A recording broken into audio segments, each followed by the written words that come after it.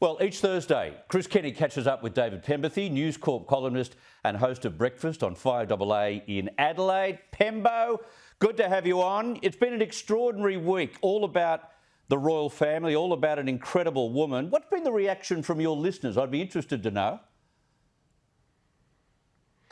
Oh, look, I think that they have been massively engaged in this story, Chris. And it's not just our older listeners, of which there are many. I think that our many younger listeners have been into it as well. It's been interesting seeing a lot of the sort of Twitterati and ABC types arcing up about the fact that ABC Breakfast has sent its hosts Lisa Miller and Michael Rowland over there.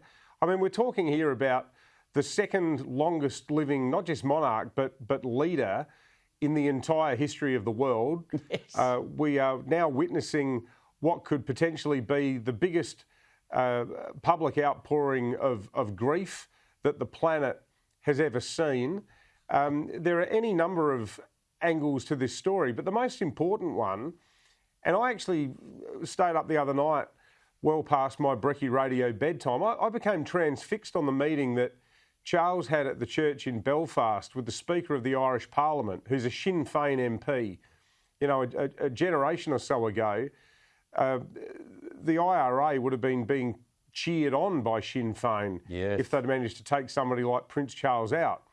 And I thought that the warmth and generosity that the Sinn Féin bloke was showing towards the Queen, with all of the history of the troubles between England and Northern Ireland, was just extraordinary.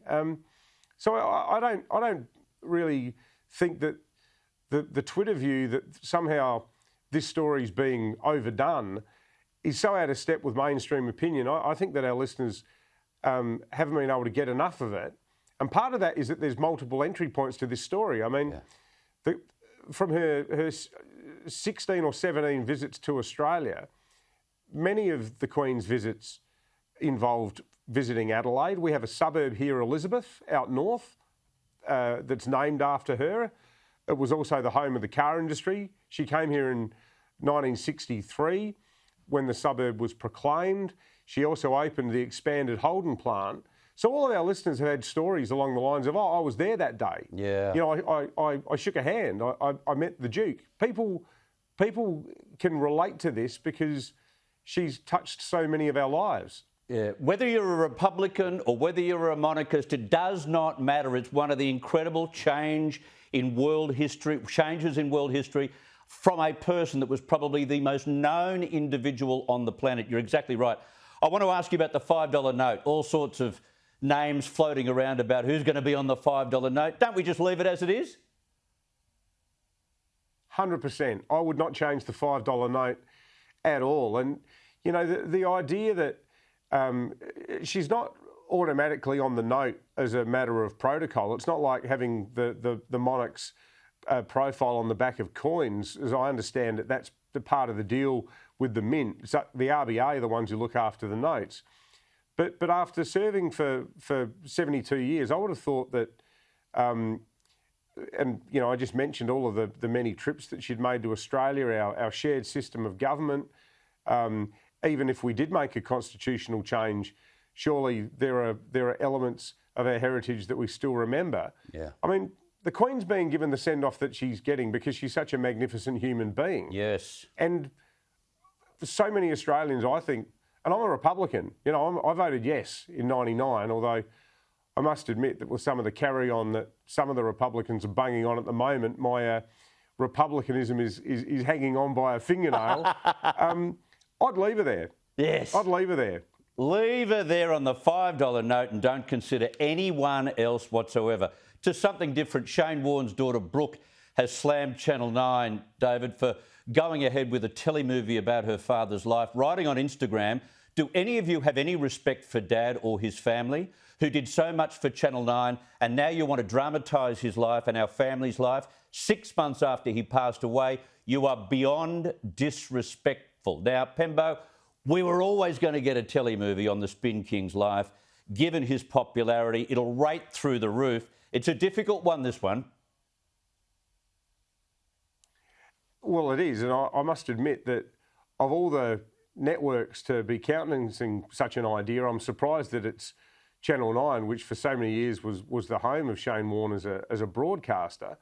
I thought that the way his children spoke at the eulogies that they gave at the memorial at the MCG were just extraordinarily brave and courageous. Yeah. It's obviously still very raw for them. And I guess, I mean, Warnie's life was not without many, many headlines, many of which were beyond salacious.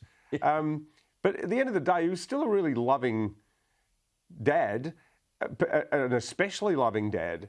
And he still seemed to have a really good relationship with his long-suffering ex-wife. So I don't know how they pulled it off, but families are weird things.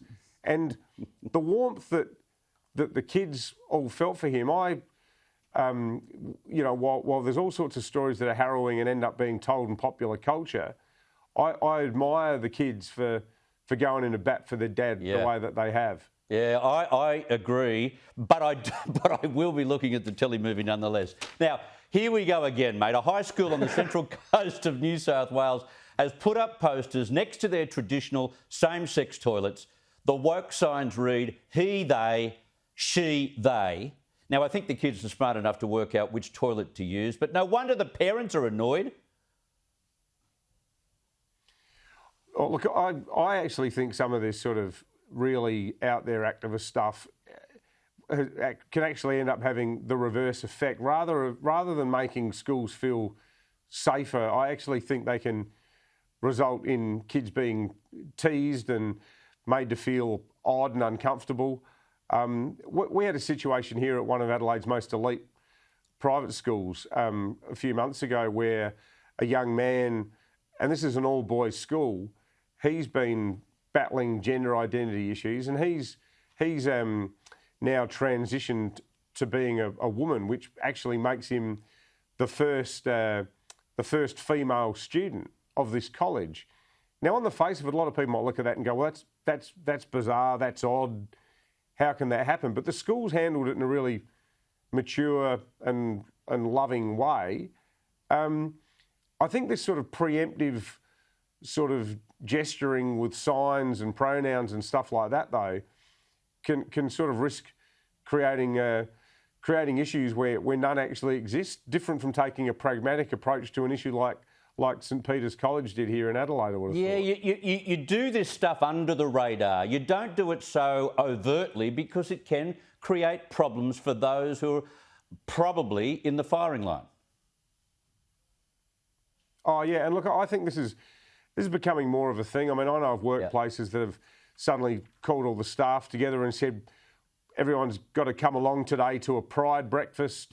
And there's rainbow stickers and flags going up everywhere. And spare me. I've got to run, Pembo. Aren't we just at work to do our jobs? Correct. I've got to run, mate. Thank you very much for your time. Appreciate that.